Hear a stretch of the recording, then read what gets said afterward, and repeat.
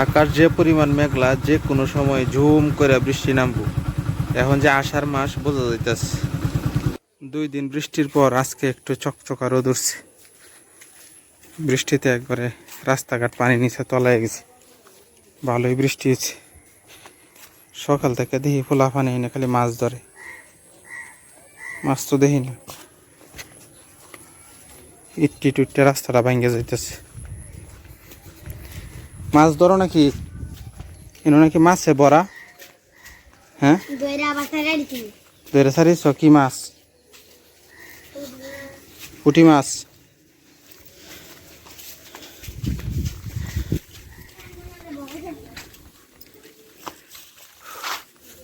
আকাশে একটু একটু নীল দেখা যাইতেছে।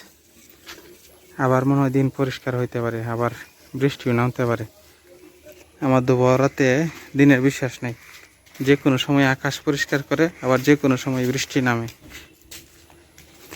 আর্জেন্টিনার পতাকা এখনো উঠতেছে। এবার কি বিশ্বকাপ নিব আর্জেন্টিনা, নাকি আগেই পতন হবে দেখা যাবে। যে রাস্তাটা শেষ, মানুষ ইট খুলে খুলে বাড়িতে নিয়ে যাইতেছে। কইয়ের ফোনা কি জানি কি মাছ, তো ভালো হয়েছে। 300 টাকার মাছ, 1 কেজি মাছ। যে দাম আর কত মাছ একসময় মানুষে খাইছে না। গেট ফুলের গাছ উঠতে উঠতে একবারে আমার বেল গাছের মধ্যে উঠতে পড়ছে। কেউ রে খুঁজুন নাকি? কেলে কি কতক্ষণ আগে আইসি না গেছে গা? এই সাবেদের দহন গেদে হইন আছে নাকি? হ্যাঁ হ্যাঁ,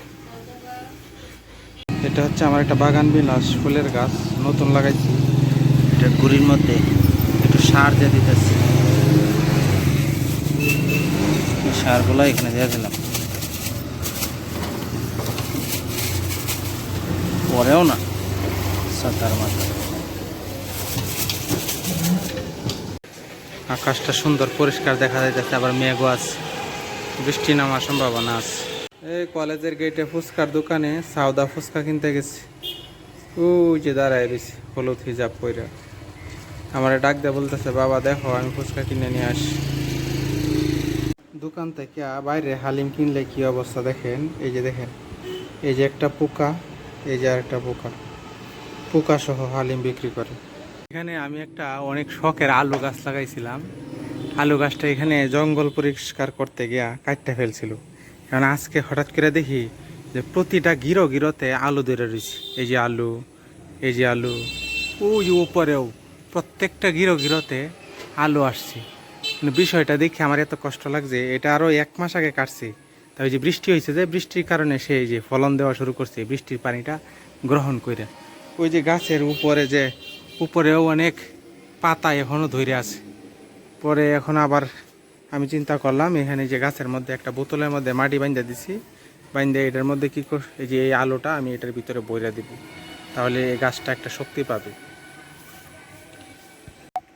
রাত্রেবেলা গাছ থেকে টাটকা টাটকা অনেকগুলা পুঁইশাক তুলে আনলাম। এটাই হচ্ছে যে বাড়িতে গাছ থাকলে কি সুবিধা।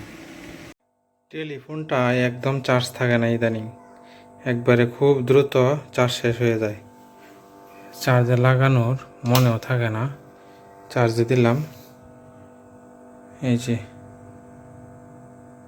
এখন চার্জ হইতেছে।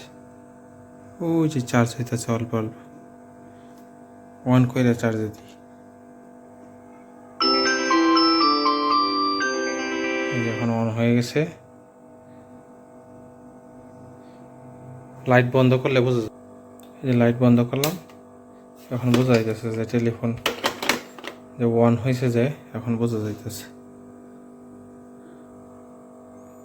এটা একটা মানে শখ, আর কিছু না। না হলে এই সময়েও কি কেউ টেলিফোন ব্যবহার করে?